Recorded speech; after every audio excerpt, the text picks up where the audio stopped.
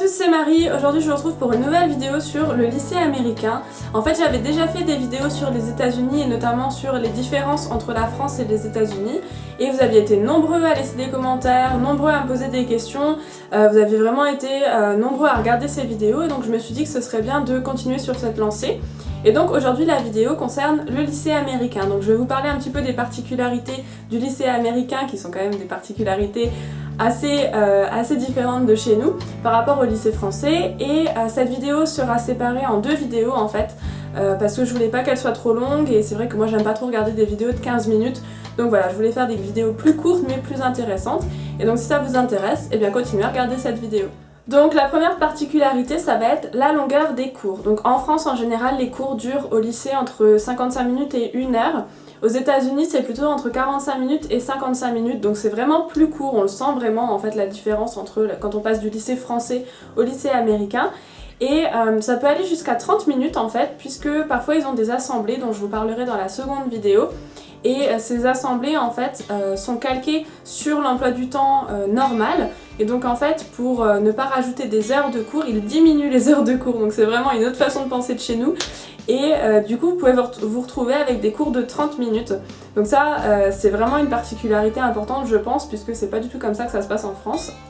Ensuite, la deuxième particularité, ça va être que vous pouvez choisir vos cours aux États-Unis. Donc en fait, avant la rentrée, donc 2 jours avant, une semaine avant, voilà, ils vous envoient un mail pour vous dire, vous allez chez le conseiller d'orientation, enfin dans le bureau du conseiller d'orientation, et vous allez choisir vos cours par rapport aux cours qui sont proposés. Donc en fait, vous avez des cours qui sont obligatoires suivant votre niveau, et ensuite vous avez plein d'options. Par exemple, pour les options, je sais pas si vous allez me croire parce que c'est quand même assez incroyable par rapport à la France.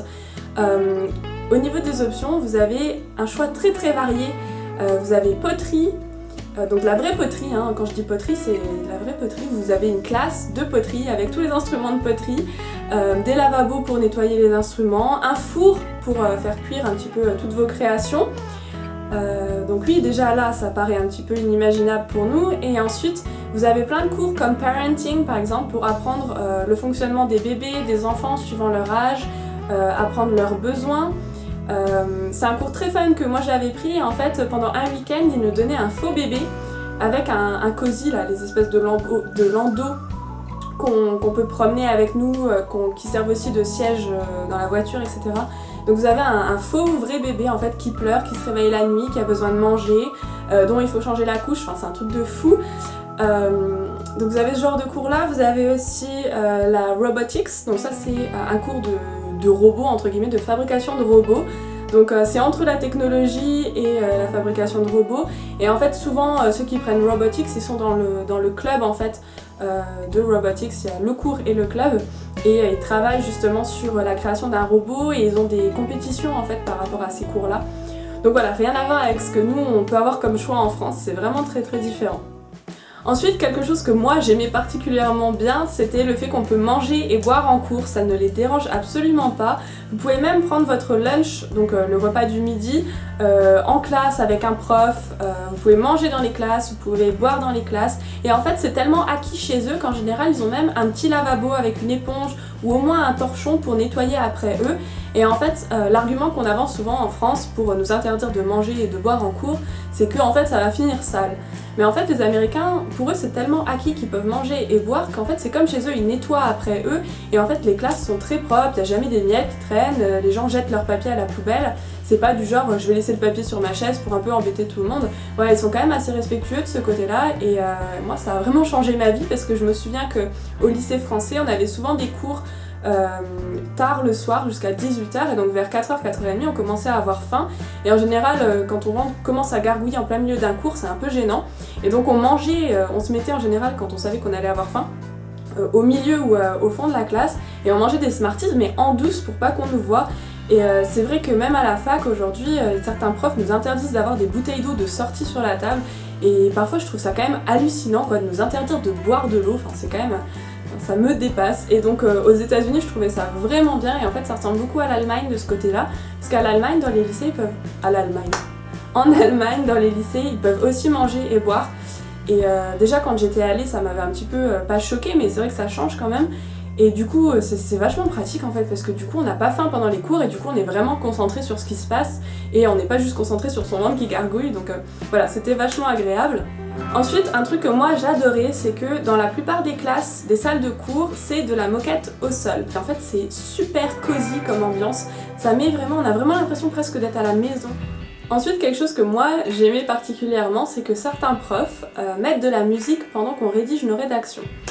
Et donc ça, c'est quelque chose quand même qu'en France, on a un petit peu de mal à assimiler. Et c'est quelque chose qui m'a vraiment choquée en fait les premiers jours quand j'ai vu que le prof mettait de la musique. J'étais avec une autre étudiante d'échange et qui était belge, donc c'est un peu le même système qu'en France quand même. Et on s'est regardé, on s'est dit mais qu'est-ce qui se passe? Pourquoi il met de la musique? C'est un peu bizarre. Est-ce qu'on devrait être choqué ou pas? Est-ce que c'est normal? Et en fait non, c'est normal, et au fur et à mesure le prof en fait s'est rendu compte que chez nous c'était pas du tout comme ça et que c'était super strict et tout, que franchement jamais de musique, jamais manger, jamais boire, ils se sont un peu demandé d'où on venait. Et du coup après ils venaient nous demander carrément ce qu'on voulait comme musique, ils nous proposaient des albums et c'était à nous de choisir, enfin c'était vraiment cool. Alors quelque chose d'autre qui est vraiment particulier aux États-Unis je pense, c'est que vous avez le droit de vous promener dans les couloirs pendant un cours, mais les profs en fait vous autorisent à aller dans les couloirs qu'avec un laissez-passer. Donc par exemple si vous voulez aller aux toilettes parce que vous n'avez pas eu le temps pendant l'interclasse, vous n'êtes pas obligé d'attendre la prochaine pause, la prochaine récré ou le lunch du midi. Vous pouvez juste prendre le laissez-passer, vous lui demandez bien sûr, en général c'est une personne à la fois quand même, et il vous laisse sortir de la salle et revenir quand vous avez fini de vous promener et tout ça. Donc les laissez-passer ça peut prendre n'importe quelle forme, ça peut être un pot de fleurs, ça peut être un élément de décoration de la salle, ça peut être un livre, par exemple dans la classe de littérature, ça aurait pu être un livre qu'on était en train de lire. Ensuite, quelque chose pour moi qui aurait changé ma vie quand j'étais au lycée, c'est que en cours de maths, toutes les formules en fait de maths, donc si vous êtes au lycée, que vous faites une section S scientifique ou que vous avez pris spécialité maths, vous allez sûrement comprendre pourquoi je vous parle de ça. Les formules en fait aux États-Unis sont inscrites sur des grandes feuilles de papier qui sont placardées au mur. Ce qui fait qu'en fait, quand vous passez un test, vous avez toutes les formules qui sont affichées au mur, donc vous n'avez pas besoin de les apprendre par cœur. Enfin, la dernière particularité pour cette vidéo, c'est que vous avez toujours la possibilité de rattraper une mauvaise note. Donc je pense que ça doit quand même dépendre des profs, mais en tout cas dans mon lycée, avec tous les profs, si jamais on avait une mauvaise note, c'était toujours possible de la rattraper. Donc voilà, c'est la fin de la première partie de ce sujet sur les particularités du lycée américain. Si ça vous a plu, n'hésitez pas à me laisser un j'aime et dites-moi un petit peu dans les commentaires s'il y a des sujets par rapport aux États-Unis qui vous intéressent. J'ai fait un road trip aussi d'un mois cet été, enfin l'été 2015, donc l'été qui vient de passer, aux États-Unis. Donc on est parti de Nashville et on a fini à Hawaï, donc on a traversé tous les États-Unis. Donc si jamais ça vous intéresse, au-delà des vlogs, parce que j'ai vlogué, donc je vous mettrai tous les vlogs ici. Si jamais vous avez des questions par rapport à ça ou si vous voulez un sujet en particulier, n'hésitez pas à me le dire dans les commentaires et moi je verrai ce que je peux faire et ce que je peux vous dire par rapport à ce que je sais et ce que j'ai expérimenté aussi, parce que je vais pas non plus, j'ai pas la science infuse donc je peux pas vous raconter des choses que je ne sais pas. Mais voilà, ça me fait toujours plaisir de parler des États-Unis, c'est vraiment une passion pour moi, que ce soit la culture, le pays, les paysages, un peu tout. Et donc n'hésitez pas surtout à me dire dans les commentaires ce que vous en pensez. Et on se retrouve la semaine prochaine pour la suite de cette série. Bye bye!